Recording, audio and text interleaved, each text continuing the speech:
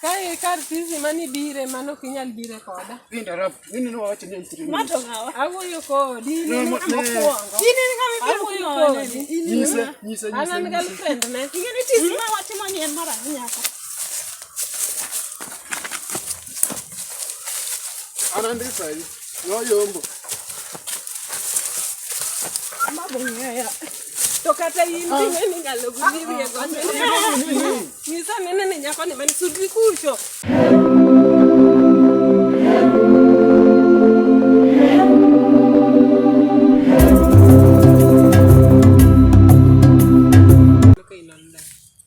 Friends be in go manyiri dabar.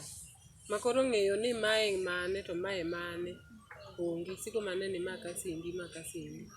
To okidwa nyisa kata yo moro moriere malong'o. Onge tiende bedo insecure because number 1 jomoko kata in pokido kata ka flat gi ng'ato online. An kan ga online to mano content malos. Dong ni koro kiding'e kata ni ok dang'e ni flat gi ng'ato kata ki flat gi ng'ato. To okinya wacho ni ginene content to ng'enya Facebook in online, WhatsApp in online. Tanto ka oro ni message to kata duoko mokiduoka. Koro an kodi secure na message. Adong seche maonge. Arula week duoko message. Gima neno ga kata mainye online en somo. Asomo ga either majondi ko ama manyo mo knowledge on content creation kaka nyalo better myself. To ok ni seche moka ni kadhi online to kata indonge majority of your online friends gin mates. Anonge gi mas pesa ni. Kor adwaro ni mondo imanyi na pesa no. Mondo kor adhi agine ni adhi logo do gima ne nyisi ng'ato dhi logo do. 20k. Mano short notice.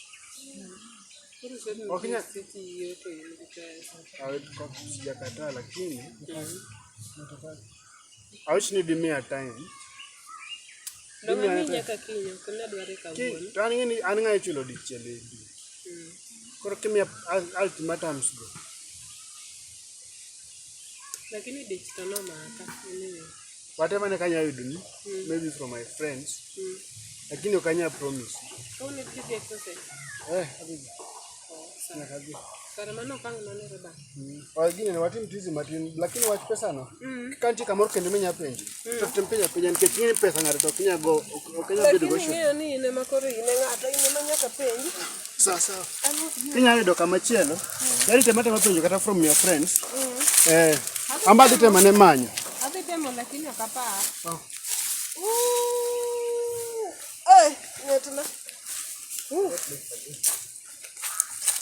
Kawuna angna ni mana timing wada. Dichu keta ni.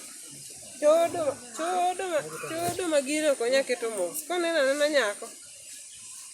Ngata moneno ka nyako kone dere. Wang ne do mena tiyo tije jok no chat godo go wang ni to nyaka ni. Makwe.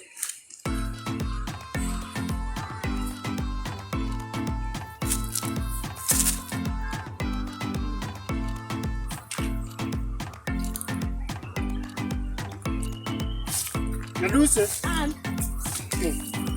Chizi ni ber, ngine ubedo physically fit. Uno. Wacha ni tibonalo. Wacha ko mar kinene. Mar biceps, for starters. Kore ino kaka tini akitime inde.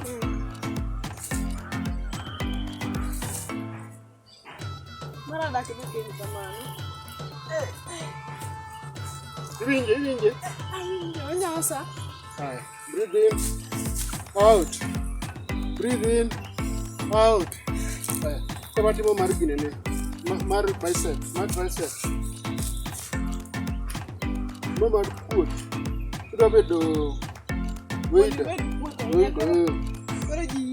Olo somo gie.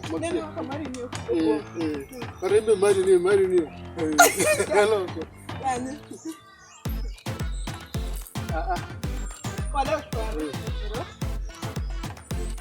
One and 2 and 3 and 4. Breathe in, out, in, out. Kurati wa marundi.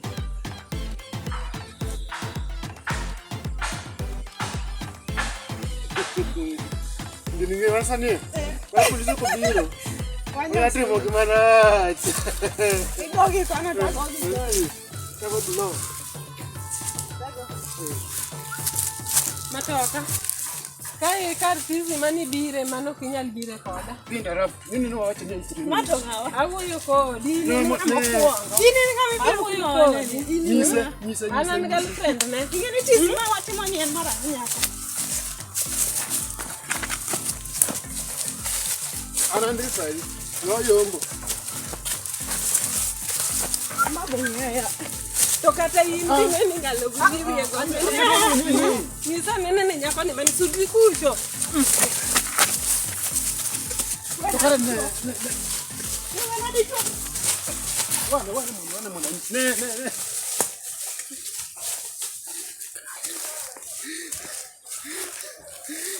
Manga. Ana mate gimbele. Ne. Koro ne. Manga. Lingmos. Ne mondi ne ngaro waro ling. Ling to no movement no Ichoro talking. wigi chien. Indi sudri. Kor usiti. Pokati. An adwan utik mondi ko kwa uo. Wamonda yu. Yani apenyi yasia.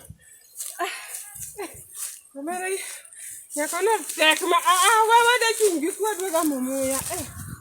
Nguru go protect them. Achunge dire ka. Matoka.